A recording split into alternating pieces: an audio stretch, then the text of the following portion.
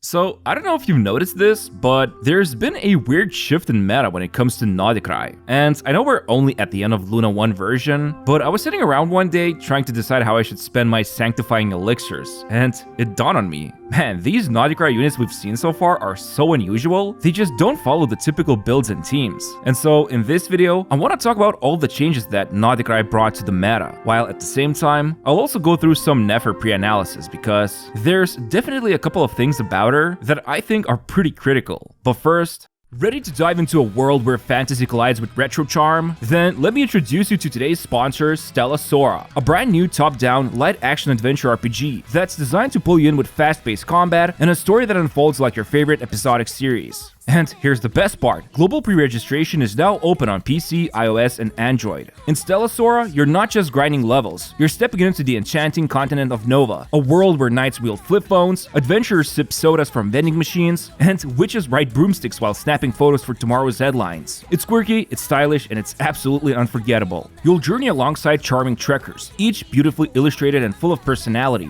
Your choices matter here. Every decision helps weave the fate of your squad and the future of Nova itself. Assemble endlessly diverse teams, experiment with unique role-based skill sets, and climb mysterious monoliths with perks that change every floor. No two battles ever feel the same, thanks to Stellasaura's roguelike-inspired core. And when you're not battling, make heartfelt memories, exchange messages with your companions, or invite them to unforgettable adventures. So make sure to pre-register to Stellasaura by using my link in the description, and by doing this, you'll also snag some exclusive sign-up rewards. Most important of all, you'll also help support my channel.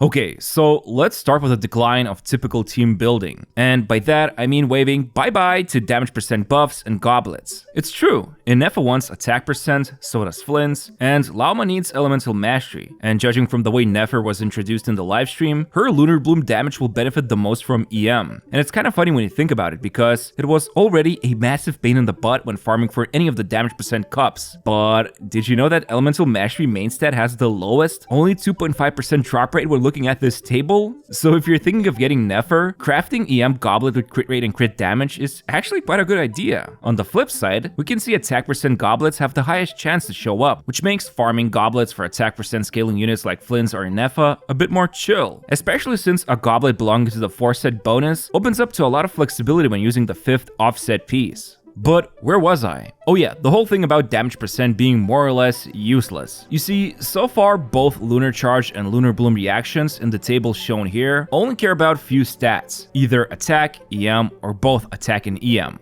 But damage percent has no way of increasing these reactions' damage. On top of that, Lunar reactions seem to make up the majority of damage of all the newly released units so far. So not only have the damage percent goblet stocks have crashed, but at the same time, units who give damage percent buffs also seem to be feeling a bit left out in the current meta, namely Farina, Yelan, Movuika, and any support who uses Cinder City artifacts set. Actually, scratch that. Flynn's and Lauma can still easily utilize Farina and or Yelan because even if their damage percent buffs are like whatever, their Hydra application or niche use cases, like Farina keeping Flynn's at 50% HP and giving him the option to use fully powered Homa is a thing right now, but let's not kid ourselves here. Nod-Krai units so far want one thing and one thing only, the raw stat they scale with best. Damage percent is no longer the catch-all buff that can work on anybody. Now, I don't know how to feel about this. It's basically just a different way Hoyo decided to approach damage scaling with Nod-Krai. However, I did make a quick poll to ask you guys how do you feel about the lunar reactions in general, and the consensus so far is that they are okay. Keep in mind that obviously the data sample here is just from my own community and it does not reflect everyone's thoughts about it. But when reading your comments, the general sentiment so far appears to be that it's an interesting mechanic that right now feels gated to only 5-star units. Not only that, Lunar Charge feels a lot more fleshed out, since even units not from Nod-Krai can participate in this reaction, while Lunar Bloom feels weird because it's not really doing anything besides granting Verdant 2. We know that Lauma uses this resource to deal big hole damage with skill and grants more of those him stacks, but now that we've seen Nefer's skill on the livestream, it's pretty clear Verdant 2 is just a tug-of-war resource. And obviously when running Nefer together with Lauma, the Sumeru lady is going to gobble it all up to unleash those Lunar Bloom charge attacks.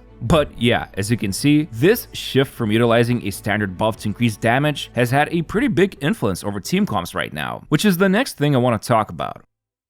So not only has the priority of stats shifted when entering Nod-Krai, but also the team comps feel a lot more unusual, I guess. First, we gotta address the elephant in the room, Moonsign levels. By default, each Nod-Krai unit increases Moonsign level by 1, which is Nascent Gleam, but with 2 units, it becomes Ascendant Gleam. And boy oh boy, when it comes to Flynn's, he basically cannot function as a DPS man without Ascendant Gleam. And after seeing Nefer's previewed kit, she might not end up on the same boat as our favorite emo Fae, but it's pretty clear she also gains some kind of a powerful buff that even transforms Dendro Cores into Seeds of Deceit, which she then absorbs to increase her damage output. And let's not forget, when using Lauma in Ascendant Gleam state, she also buffs Lunar Bloom by 10% critical rate and 20% critical damage. Or basically, she will provide 40% crit value for Nefer, on top of Dendro Resistance Shred and Lunar Bloom damage boosting she will provide from her burst. But here's the thing, it seems like both Flynn's and Nefer, and potentially any future Nod-Krai DPS unit, will care about Ascendant Gleam, which means at the minimum, you need to run 2 Nod-Krai units just to fully experience the DPS character. Which is funny because the glue that holds the majority of reactions is Hydro, and it just so happens Hydro is both involved with Lunar Charge and Lunar Bloom, and Hoyo knew exactly what they were doing by giving us Aino for free. Have you noticed in like every showcase so far when it comes to this update, Aino was always present? I mean, she's got terrible damage output, or should I say it's basically non-existent. But the fact that she can apply just enough Hydro to enable both reactions, and more importantly, she can apply Hydro off-field, makes her into one of the most valuable teammates to have on your account right now, if you're interested in Lunar teams. I saw quite a few people comparing Aino to Kachina because they both kind of enable the new buffing, and they were given away at the start of the update, but in my opinion, Aino feels like Dendro Traveler or Kali back when Dendro Reaction was first introduced, and that's all we had to work with at the time. Yes, Aino is not the best because technically if you have Nefer or Lauma, you can enable Ascendant Gleam for either Flynn's or Nefer. However, Aino is super cheap to build, and she does the job well enough to the point that she's either on the same level as any other Hydro option, or even slightly better when she's C6. Obviously, I'm not talking about an exception like Aino with Lauma, which is something I've extensively covered in previous Lauma videos, but you get it. Aino was a strategic pick by Hoyo here to be Hydro, until of course somebody much stronger comes along and makes her obsolete. Although for the moment, I suspect Aino with Forest Regalia and Instructor Set is going to be quite a juicy addition to Nefer teams.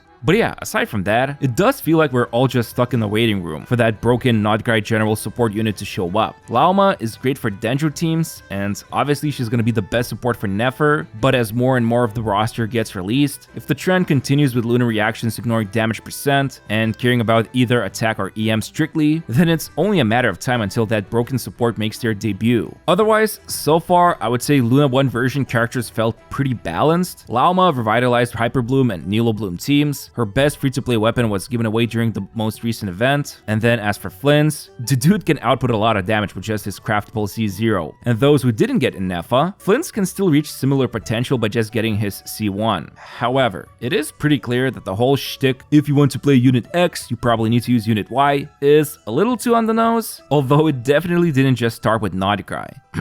I'm looking at you, Skirk. But the reality is, only time will tell whether Hoyo will keep pursuing this strategy. Either way, let me know in the comments what you think about the characters so far. I'm genuinely always interested to read my community's thoughts. I might not always reply, but I make sure to read everybody's comments on my videos. Thank you guys so much for supporting me all this time, and I'd appreciate if you could press the like button to this video and subscribe to my channel. Nefer videos are coming very soon, so I hope to see you then. Bye bye!